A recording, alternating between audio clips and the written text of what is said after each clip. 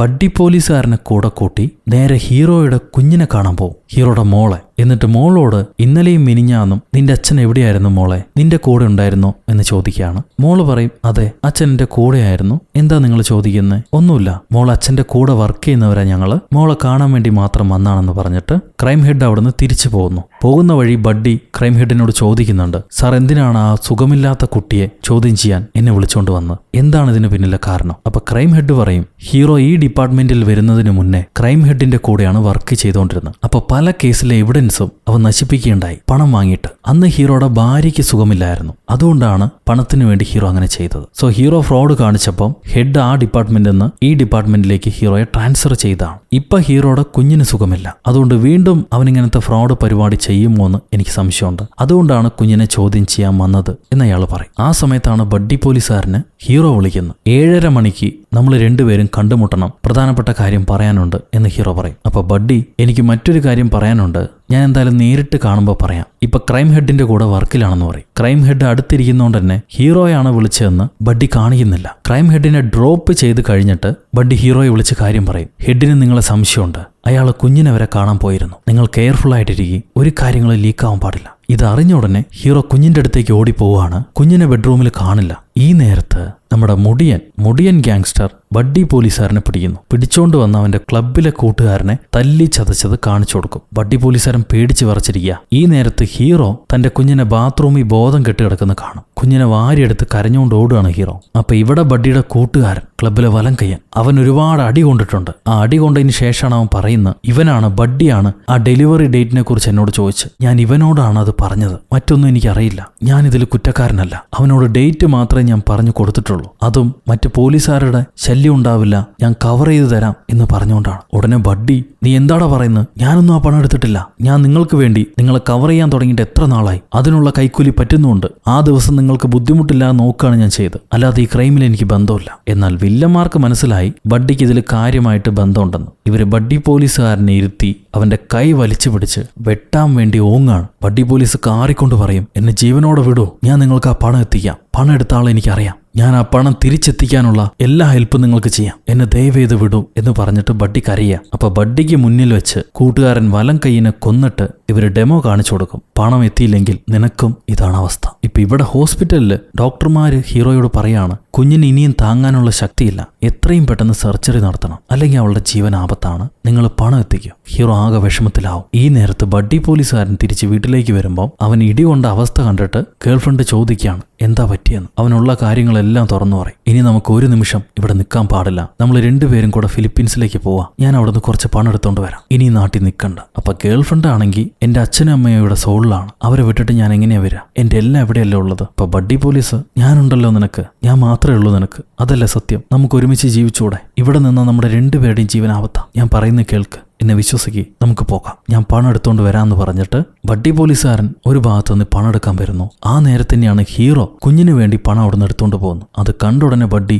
താൻ എന്നെ ചതിക്കുകയായിരുന്നു, എല്ലാം അടങ്ങിയിട്ട് പണം എടുക്കാന്ന് പറഞ്ഞിട്ട് ഞാൻ അറിയാതെ താൻ പണം എടുത്തോണ്ട് പോവാണോ, എന്നെ കുടുക്കിയിട്ട് രക്ഷപ്പെടാന്ന് വിചാരിച്ചോടാ എന്നും പറഞ്ഞിട്ട് ബഡ്ഡി ഹീറോ ഇടിക്കാൻ തുടങ്ങും. ഹീറോ തിരിച്ചു ഇടിക്കുന്നു. കുറച്ചു നേരം രണ്ടുപേരും തമ്മിൽ ഇടിയും ബഹളം. അത് കഴിയുമ്പോൾ ഹീറോ ഒരു മൂലയ്ക്ക് ഇരുന്നിട്ട് പറയാണ്, മോളിന്ന് ബോധം കെട്ട് വീണുപോയി, എത്രയും പെട്ടെന്ന് സർജറി നടത്തണം, അതിനു വേണ്ടിയിട്ടാണ് ഞാൻ പണം എടുക്കാൻ വന്നത്. അപ്പൊ ബഡ്ഡി പോലീസ് അവര് വലം കൈയിനെ കൊന്നു, എത്രയും പെട്ടെന്ന് പണം തിരിച്ചേൽപ്പിക്കണം, അതെടുത്ത ആളെയും കാണിച്ചു കൊടുക്കണമെന്നാ പറഞ്ഞ്. ഞാൻ അവരെ സഹായിക്കാന്ന് പറഞ്ഞ് കിട്ടിയ ചെറിയ ഗ്യാപ്പിന് ഓടി വന്നതായിരുന്നു. പണം എടുത്തിട്ട് ഞാൻ പോവാ, എനിക്കിനി ഈ നാട്ടിൽ നിൽക്കാൻ പറ്റില്ല, നിങ്ങൾ എൻ്റെ കൂടെ വന്നൂടെ, നമുക്ക് ഇവിടുന്ന് വിട്ടുപോകാം, ഇവിടെ ഇരുന്ന രക്ഷയില്ല. അത് കേൾക്കുമ്പോൾ ഹീറോ പറയും, എനിക്ക് വരാൻ കഴിയില്ല, കുഞ്ഞിന്റെ ഓപ്പറേഷൻ ഉള്ളതല്ലേ, നീ പോയിക്കോ, ഞാനിത് കഴിഞ്ഞിട്ടേ എങ്ങോട്ടും പോകും. അപ്പൊ ബഡ്ഡി പോലീസ് പറയാണ്, ഞാൻ നാട് വിട്ടു കഴിഞ്ഞാൽ അവന്മാർക്ക് മനസ്സിലാകും ഞാനാണ് പണം എടുത്തതെന്ന്, അവന്മാരെന്നെ തേടി വരും, അങ്ങനെ ഒറ്റയ്ക്ക് ചാവാൻ ഞാൻ തയ്യാറില്ല, എന്നെ അവർ കൊല്ലുകയാണെങ്കിൽ ഞാൻ എന്തായാലും നിങ്ങളുടെ പേരും പറഞ്ഞു കൊടുക്കും, അങ്ങനെ ഒറ്റയ്ക്ക് ഞാൻ പോവില്ല എന്ന് പറഞ്ഞിട്ട് ബഡ്ഡി അവന് വേണ്ട ഒരു ബാഗ് പണം ഇപ്പൊ എടുത്തോണ്ട് പോകുന്നുണ്ട്. വേറെയും 3-4 ബാഗ് പണമുണ്ട്, പക്ഷെ അതെല്ലാം അവൻ എടുക്കുന്നില്ല,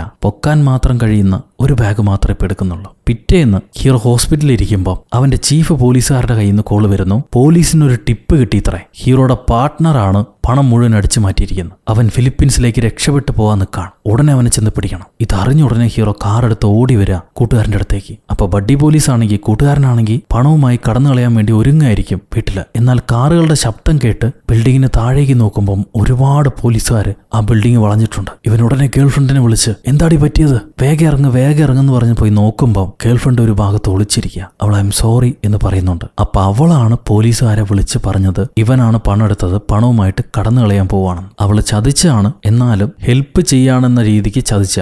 അവൾക്ക് ഈ നാട് വിട്ട് പോവണ്ട, അവൻ ചെയ്ത ക്രൈമിലും പങ്കാളിയാവണ്ട, അവൻ ആ ക്രൈം ചെയ്തിട്ടുണ്ടെങ്കിൽ അതിനുള്ള ശിക്ഷ കുറച്ച് അനുഭവിച്ചിട്ട് പുറത്തു വരട്ടെ എന്നായിരുന്നു അവൾ വിചാരിച്ചത്. പക്ഷെ അവൾ വിചാരിച്ചല്ല നടക്കാൻ പോകുന്നത്. അത് ബഡ്ഡിക്ക് മാത്രമേ അറിയൂ. ബഡ്ഡി പണവും കൊണ്ട് അവളെ ഇട്ടിട്ട് ഓടി രക്ഷപ്പെടാൻ നോക്കുമ്പോൾ എല്ലാ ഭാഗത്തും പോലീസ്. ഇവൻ ഓടിപ്പോയി ഒരു മുറിയിൽ ഒളിച്ചിരിക്കും. ഇനി രക്ഷയില്ല. അപ്പോഴാണ് ഹീറോ വരുന്നത്. ഹീറോ ഈ ഫ്ലാറ്റിലേക്ക് വന്ന് ആരുമില്ലാത്ത ഭാഗത്ത് പോയി ഫയർ അലാമിൽ ചെന്ന് തലയിടിച്ച് അലാം അടിച്ച് എല്ലാവരെയും സ്റ്റെയറിലേക്ക് വരുത്തും. എല്ലാ പോലീസുകാരെയും. അലാമിന്റെ സൗണ്ട് കേട്ട് എല്ലാവരും സ്റ്റെയറിലേക്ക് വരുമ്പം ഹീറോ അവിടെ തല പൊട്ടി കിടക്കുന്നു. ചോദിക്കുമ്പോൾ പറയാ ബഡ്ഡി ഹീറോനെ അറ്റാക്ക് ചെയ്തിട്ട് സ്റ്റെയർ വഴി രക്ഷപ്പെട്ടു പോയി എന്നാണ്. സോ പോലീസുകാരെല്ലാം പാർക്കിങ്ങിലേക്ക് ഓടുമ്പോൾ ഹീറോ ഫ്ലാറ്റിലെ ഓരോ സെക്ഷനായിട്ട് പോയി കൂട്ടുകാരന്റെ പേര് ഉറക്കനെ വിളിക്കും, അവൻ കേൾക്കാൻ വേണ്ടി. ഹീറോയുടെ ശബ്ദം കേൾക്കുമ്പോൾ കൂട്ടുകാരൻ പുറത്തു വരുന്നുണ്ട്. അപ്പോഴാണ് ബഡ്ഡി പറയാ ഗേൾഫ്രണ്ടാണ്, അവളാണ് പറഞ്ഞു കൊടുത്ത്, അവൾ എന്റെ കൂടെ വരുന്നില്ല, അവള് പേടിച്ച് പറഞ്ഞതാ, ഇനിയിപ്പോൾ എങ്ങനെ രക്ഷപ്പെടണമെന്ന് എനിക്കറിയില്ല, ഞാൻ പിടികൊടുത്താലോ? ഇങ്ങനെ ചോദിക്കുമ്പോൾ ഹീറോ ബഡ്ഡിയുടെ മോന്തയ്ക്ക് 2 കൊടുത്തിട്ട് പതറല്ലേ, പതറിയ എല്ലാം കൈവിട്ടു പോവും, ഞാൻ പറയുന്ന കേൾ, പണവുമായിട്ട് ഇവിടുന്ന് ചാടി ഇറങ്ങ്, എന്റെ കാർ എടുത്തോ,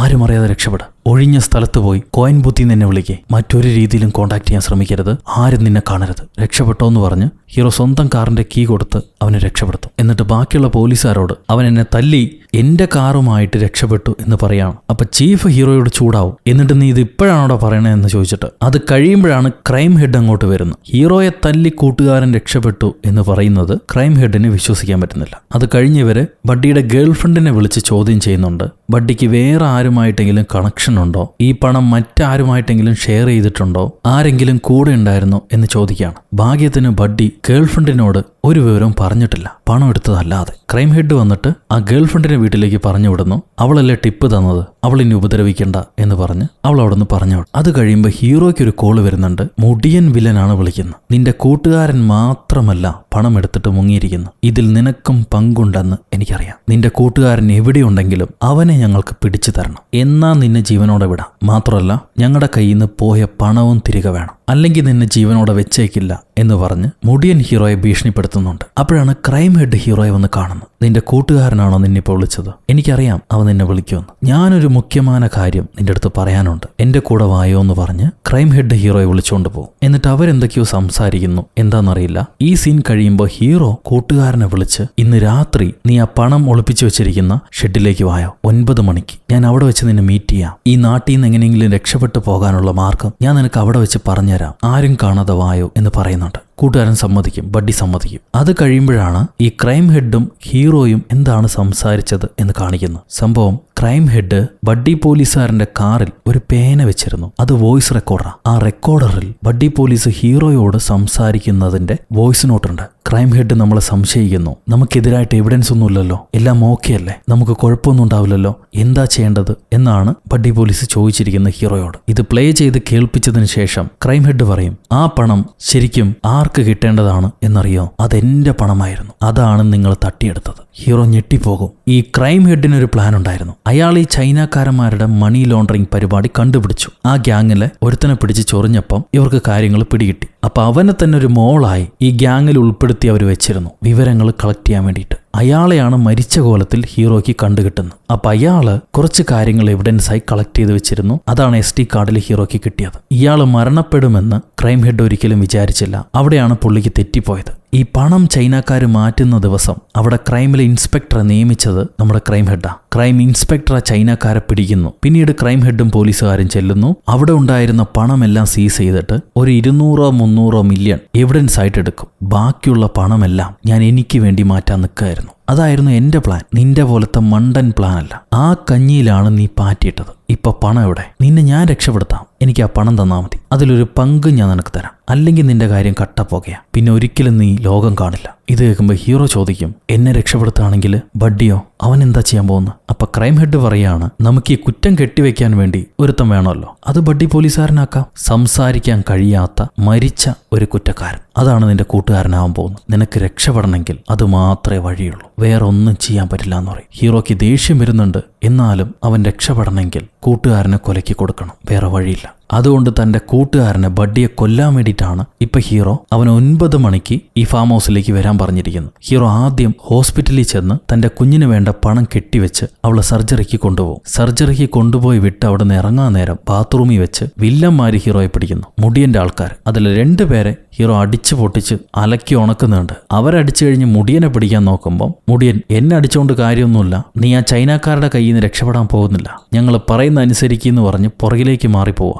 അപ്പോഴായിരിക്കും മുടിയന്റെ 2 പേര് ഹീറോയെ കഴുത്തിന് കുത്തിപ്പിടിച്ച് കത്തികൊണ്ട് കാലി കുത്തി അവനെ വീഴ്ത്തുന്നു. അങ്ങനെ ഹീറോ മുടിയന്റെ പിടിയിലായി. ഇപ്പൊ പണവും കൂട്ടുകാരനും എവിടെയാണുള്ളതെന്ന് ഹീറോ മുടിയന് കാണിച്ചു കൊടുക്കണം. മുടിയൻ ഹീറോനെയും കൊണ്ട് ആ ഫാം ഹൗസിലേക്ക് പോകുന്നു. നമ്മുടെ ക്രൈം ഹെഡിന് ഹീറോ എങ്ങോട്ടാണ് പോണേന്നറിയാം. അയാൾ ഹീറോയുടെ ബോഡിയിൽ ലൊക്കേഷൻ ട്രേസ് ചെയ്യാനുള്ള ഡിവൈസ് വെച്ചിട്ടുണ്ട്. സോ ഇതേ ഫാം ഹൗസിന്റെ ലൊക്കേഷൻ ട്രേസ് ചെയ്ത് ക്രൈം ഹെഡും പുറകെ വരുന്നുണ്ടാവും. ഈ ഫാം ഹൗസിന്റെ അടുത്തേക്ക് ഹീറോയും മുടിയന്റെ ആൾക്കാരും വരുന്നത് ഒളിച്ചിരിക്കുന്ന നമ്മുടെ ബഡ്ഡി പോലീസുകാരൻ കാണുന്നുണ്ട്. അവൻ എന്താ സംഭവിക്കണേന്ന് നോക്കാണ്. അവൻ ഫാം ഹൗസിന്റെ അകത്തില്ല, പുറത്തൊളിച്ചിരിക്കുക. മുടിയൻ അവന്റെ ആൾക്കാരുമായിട്ട് വന്ന് ഫാമിൽ അണ്ടർഗ്രൗണ്ടിൽ നോക്കുമ്പോൾ അവിടെ പണം ഉണ്ടാവില്ല. ബഡ്ഡി പോലീസ് അത് മാറ്റിക്കഴിഞ്ഞു. ഉടനെ മുടിയൻ ഹീറോയോട് ചൂടായിട്ട് പണം എവിടെയാടാ, നീ ഞങ്ങളെ കളിപ്പിക്കുകയാണോ എന്ന് ചോദിക്കുകയാണ്. ഹീറോ പറയും അവൻ ഇവിടെ വെച്ച് മീറ്റ് ചെയ്യാന്നാ പറഞ്ഞിരുന്നു, പക്ഷെ പണം എവിടെ പോയിന്ന് എനിക്കറിയില്ല. ഇത് കേട്ടുടനെ ചൈനക്കാരന് ദേഷ്യം വന്ന് ചൈനക്കാരൻ ഹീറോയെ വെടിവെച്ച് അതേ അണ്ടർഗ്രൗണ്ടിലേക്ക് തള്ളിയിടുന്നു. ഹീറോ വെടിയും കൊണ്ട് കിടന്ന് പെടയാണ്. ഹീറോയെ കൊല്ലാൻ വേണ്ടി ഇവര് വീണ്ടും ഒരു വെടിവെക്കാൻ നോക്കുമ്പോഴാണ് നമ്മുടെ ബഡ്ഡി പോലീസിന്റെ എൻട്രി. അവരവിടെ തന്നെ ഷോട്ട് ഗണ്ണ് മറച്ചു വെച്ചിരുന്നല്ലോ. അവൻ ആ ചൈന ഗ്യാങ്ങിലെ എല്ലാവരെയും വെടിവെച്ച് കൊന്നാളെ.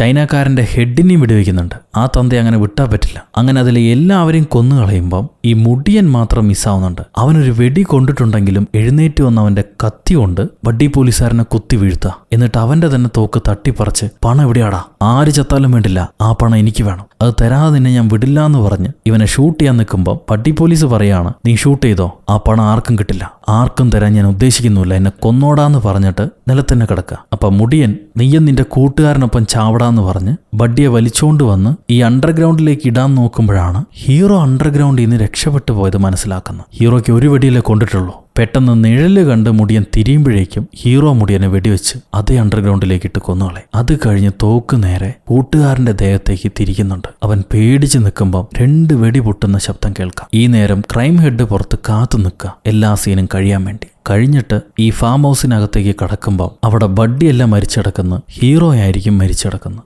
ബഡ്ഡി പറയും മങ്ബോക്ക് എന്നെ ചതിക്കാൻ ശ്രമിക്കുമെന്ന് എനിക്കറിയാമായിരുന്നു, അതായത് ഹീറോ. അതുകൊണ്ടാണ് ഞാൻ അവനെ ജയിക്കാൻ വിടാതെ കൊന്നുകളഞ്ഞത്. ഇപ്പൊ പണം ഞാൻ മറച്ചു വെച്ചു, അത് ആരുടെയെങ്കിലും കയ്യിൽ കിട്ടുകയാണെങ്കിൽ എന്നെ അവർ കൊന്നുകളയെന്ന് എനിക്കറിയാം. പണം എൻ്റെ കയ്യിലുണ്ട്, ഞാൻ മറച്ചു വെച്ചിരിക്കുക. ക്രൈം ഹെഡ് ചോദിക്കും അതെവിടെയാണെന്ന്. ഞാൻ തന്നോടത് പറഞ്ഞാൽ താൻ എന്നെ കൊന്നുകളയും. ഇപ്പം എൻ്റെ അവസ്ഥ എന്താണെന്ന് എനിക്കറിയാലോ. എന്നെ പോലീസുകാർ അന്വേഷിക്കുകയാണ്, ഞാനല്ല കുറ്റക്കാരൻ എന്നുള്ളത് താൻ പോലീസുകാരോട് പറയണം, എന്നാൽ പണത്തിന്റെ പങ്ക് പറ്റാം. ഇത് കേൾക്കുമ്പം ക്രൈം ഹെഡ് നേരെ ഹീറോയുടെ ചീഫിനെ വിളിച്ചിട്ട് ചീഫ്, ബഡ്ഡി പോലീസുകാരനല്ല കുറ്റക്കാരൻ, കുറ്റക്കാരൻ ശരിക്കും ഹീറോയാണ്. ഹീറോ ആ ചിന്ന പോലീസുകാരനെ പറ്റിച്ച് അവനെ ഉപയോഗിച്ച് ഈ പണം തട്ടിയെടുത്തു. എന്നിട്ട് ചിന്ന പോലീസുകാരനെയും കൊന്ന് ഈ പണവുമായിട്ട് കടന്നു കളയാൻ ശ്രമിച്ച കുറ്റമെല്ലാം ബഡ്ഡി പോലീസിന്റെ തലയിൽ കെട്ടിവെച്ചിട്ട് ഇതിൽ സംശയമുള്ള ഞാൻ ബഡ്ഡി പോലീസിനെ വെച്ച് ഹീറോയെ കാര്യമായിട്ട് ഇൻവെസ്റ്റിഗേറ്റ് ചെയ്യായിരുന്നു. ഹീറോയാണ്, മങ്ബോക്കാണ് എല്ലാ കുറ്റങ്ങളുടെയും ഉത്തരവാദി എന്നുള്ളതിന്റെ തെളിവുണ്ട്. നമ്മുടെ ബഡ്ഡി നിരപരാധിയാണ്, അവൻ തെറ്റൊന്നും ചെയ്തിട്ടില്ല. ഞാനും ബഡ്ഡിയും കൂടെ മങ്ബോക്കിനെ അന്വേഷിച്ചുകൊണ്ടിരിക്കുക, അവനെ കിട്ടിയതും ഞാൻ നിങ്ങളെ അറിയിക്കാം എന്ന് പറഞ്ഞിട്ട് ക്രൈം ഹെഡ് ഫോണ് ബഡ്ഡി പോലീസുകാരന്റെ കൈ കൊടുക്കും. ബഡ്ഡി പോലീസുകാരനും അതെ ക്രൈം ഹെഡ് പറയുന്നതാണ് ശരി, അതാണ് സത്യം എന്ന് ചീഫിനോട് പറയാണ്. സോ ഇപ്പൊ ബഡ്ഡി പോലീസുകാരന്റെ പുറത്ത് ഒരു കേസുമില്ല, കാര്യങ്ങളെല്ലാം ഓക്കെ ആയിരിക്കും. ക്രൈം ഹെഡ് ചീഫിനോട് ഞങ്ങൾ മങ്ബോക്കിനെ പിടിക്കാൻ പോവുകയാണ്, അവനെ പിടിച്ചു കഴിഞ്ഞ് വിവരം അറിയിക്കാന്ന് പറഞ്ഞ് കോള് കട്ട് ചെയ്യും. എന്നിട്ട് ബഡ്ഡിയോട് ചോദിക്കുകയാണ് ഇപ്പൊ നീ ഹാപ്പി ആയില്ലേ, ഇനി നിനക്കെതിരെ കേസൊന്നും ഉണ്ടാവില്ല, ഇപ്പൊ പറയും കാശ് എവിടെയാണ്. ഇതയാള് പറഞ്ഞ ഉടനെ ഹീറോ എഴുന്നേറ്റ് ഒരൊറ്റ പൊട്ടിയിലാണ് ക്രൈം ഹെഡിന്റെ നെഞ്ചത്തേക്ക്. ക്രൈം ഹെഡ് മറിഞ്ഞു വീഴും. ആ സ്പോട്ടിൽ തന്നെ ആ ഫ്രോഡ് പോലീസുകാരൻ മരണപ്പെടുകയാണ്. ഇപ്പൊ ബഡ്ഡി പോലീസുകാരൻ ഹീറോയുടെ ബോഡിയിൽ നിന്നും ഒരു വോയിസ് റെക്കോർഡർ എടുക്കുന്നുണ്ട്. നേരത്തെ ഹീറോയ്ക്ക് ക്രൈം ഹെഡ് കൊടുത്ത ആ വോയിസ് റെക്കോർഡർ പേന രൂപത്തിലുള്ള, അതിലിവിടെ നടന്ന സംഭവങ്ങളെല്ലാം തന്നെ റെക്കോർഡാണ്. അത് ഹീറോ ബഡ്ഡി പോലീസുകാരന് കൊടുത്തിട്ട് ശ്രദ്ധിച്ചു കേൾക്ക്, ഇവിടെയുള്ള എല്ലാവരെയും കൊന്നത് ഞാനാ, ഞാൻ മാത്രമാണ്. ഇനി എന്തെങ്കിലും കേസുകൾ വരികയാണെങ്കിൽ അതെനിക്കെതിരെ തിരിച്ചാൽ മതി, നമ്മൾ നിരപരാധികളാണ് എന്നതിനുള്ള തെളിവായി. ഇനി നീ പേടിക്കേണ്ട ആവശ്യമില്ല. ഇത് ഹീറോ ശ്വാസം പിടിച്ചുകൊണ്ടാണ് പറയുന്നത്. ഇനിയും ജീവൻ നിലനിർത്താൻ ഹീറോയ്ക്ക് പറ്റില്ല. 1-2 വെടി കൊണ്ടു കഴിഞ്ഞു, എനിക്കൊന്നും വേണ്ട,